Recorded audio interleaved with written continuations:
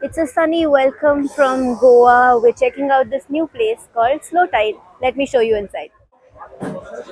So we've been told that back in the days, this used to be the hotspot shack for all the hippies in Anjana.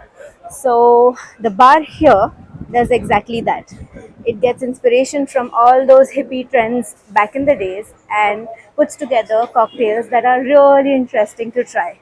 Some great beer from my favorite great states. And if you know, you know. Who can tell me what this is? Comment section below. Okay, so for the view, needless to say, you're in Goa, you need the whole 9 yards to yourself, right?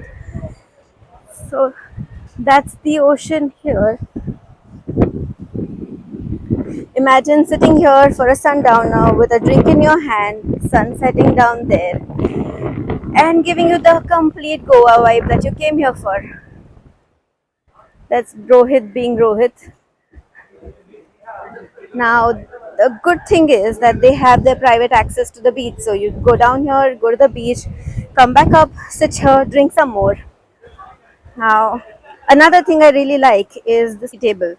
So if you are a couple who do not want to sit with everybody, this is like a cozy corner for you. And if you've come alone, you can just sit here, make new friends if you have to. Another thing that is quite interesting and especially works for me and most women in this world is this indoor section, which is away from extreme windy conditions, not too much sand in your feet, wind in your hair kind of vibe, and an AC, a private bar, and the view that never fails to impress.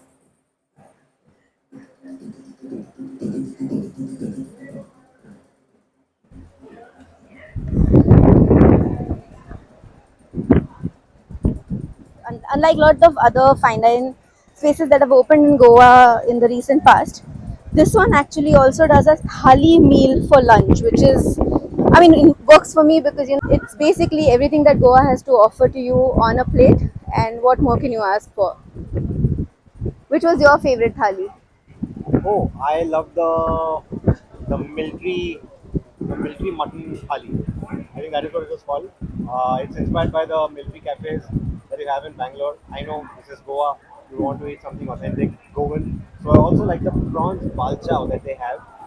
They serve it as a cold plate and not as a hot plate that most other restaurants do. Cold plate is the traditional way to do it, in fact, because it's like a pickle, right? So what they make and what they serve, oh my god, it is amazing. That prawns balchao is certainly a must try if you're coming here. And like she told you, the thalis are a must try again. Do make them give you a complete lowdown on the different thalis that they have. We did, and we have something for you that they can help you with. Yes, just that it's in a vertical format, so still take a look and tell us which one is your favorite thali out of all of these, at least from the description, if you haven't tried it. If you haven't tried it, you must come here the next time you're in Goa. This place is totally worth the visit. Even if you don't want to eat much, you just want to come here, grab a drink, enjoy the views. I think this is one beautiful place to do it with. So this is the mutton thali. So mutton in Bangalore, there's a Gowda family. So they used to make their this curry. So it's in green preparation. So it has only green vegetables like spinach, basil, coriander, and it's a ragi mudde, the millet dumpling. And we have yellow rice over here. We have appam. We have a kokum juice. This is the bandra potato chop. This Okay. one, and so it's a mashed potato as a filling of mutton mince and coated with breadcrumb and deep fried. And we have cucumber salad, and we have some potato sabji over here Okay. with the mutton curry. And on next we have Sri Lankan veg thali.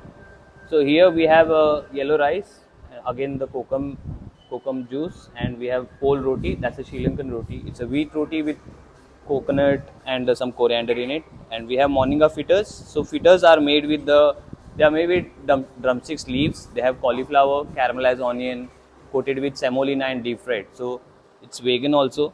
Right. And we have the cucumber salad again. We have potato sabji, and this is the cashew curry. This is the cashew curry, one of my favorite, and this is the pineapple curry. And this one is the thali peat tacos. That's a Maharashtrian style thali peat style tacos. So it has pigeon, vadio, red got chutney. And here we have the East Indian chicken curry, chicken thali. So here we have the again yellow rice. We have the one of our appetizer. It's called polo asado, and we have the chicken roast chicken here. We have chicken meatball curry, and we have the again potato salad and cucumber salad and the kokum curry and the Bombay pav to dip with it, and the sago crackers. Here we have the fish curry. So this one we have the amchi tikki fish curry. That's a curry with red snapper fish and again potato salad. This is the mussels. This is karwar mussels, one of my favorite. And this is the crab curry. Here we have red rice and the steamed fish. This is the sanna. Sanna is a fermented idli. And again, thank you. Thank you so much. Most welcome. I feel Rohit has a problem eating crabs, and the thali that we had today had crab meat in it and like full crabs. So I guess which is exactly why he was like, I like the mutton. I didn't go for the seafood so much. Like the Well, I whole. did try the seafood and it was really nice. I really liked the taste of it. It was really nicely done. It's got the authentic flavors, but without going too overboard with it. Because that is my problem with some of the Goan thalis.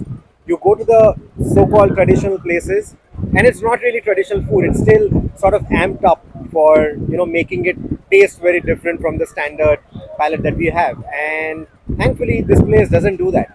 It's authentic without really going overboard with any of the spices or any of the flavors. It's all nice and subtle. That's what I like about it. Okay, there's one more thing that we forgot to mention. They have an upper deck here. Like, can you see people there? So you can sit there as well. I mean, I don't know why would anybody want to sit there in the sun, but during sunset, I think it might be really good idea to. No, but again, sorry, let me chime in again. So, the architecture is done by an architect from Sri Sri Lanka. Lanka. We'll get that name and we'll display it on the screen. But the way they've designed this is they like to use, the natural wind circulation or direction of the wind. They like to use natural shadows a lot more. That's what we've been told. So, how they've done this entire architecture is that at different points of the day, at different times of the day, there are different places that have shadow, that have a shade in them. So as of now, you can see that with the sun setting in, this deck is sort of nicely lit up, and you'll get some good views.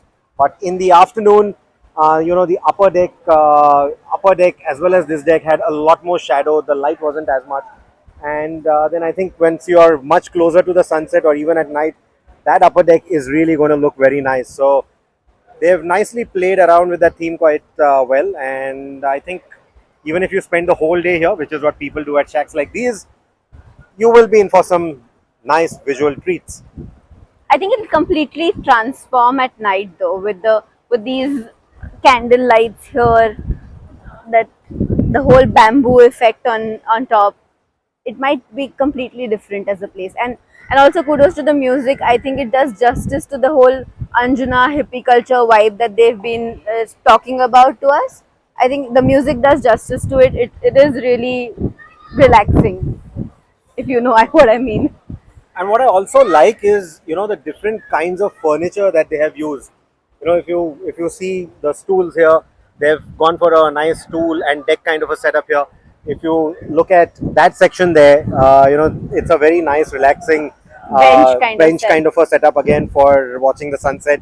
If you look on top, then you have slightly higher bar chairs, slightly higher tables. So that again is different furniture. Then if you look at the deck there, it's those nice circular chairs, which is a complete departure from the rest of the furniture. The rest of the design, it's got a very minimalist vibe to it.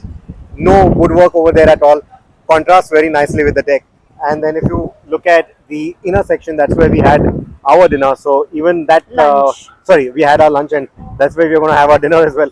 So that is another departure again in terms of the overall furniture. It feels more like the furniture that you would use at home, and it's got a very dining room kind of a setup over there.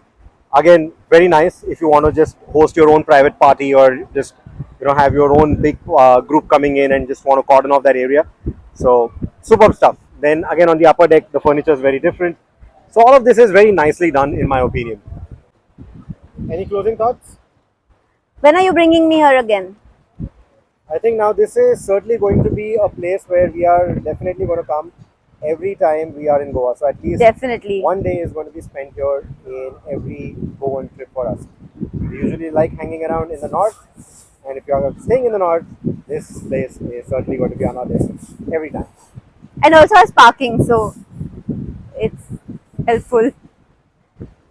Well, thank you so much for watching this video. If you do happen to visit this place, Slow Tide, that's what it's called. If you do happen to visit this place, do let us know, what do you think about Slow Tide? How often do you visit this place? What is it on the menu that you like? You'd be intrigued to know. Take care, and until the next one, have fun.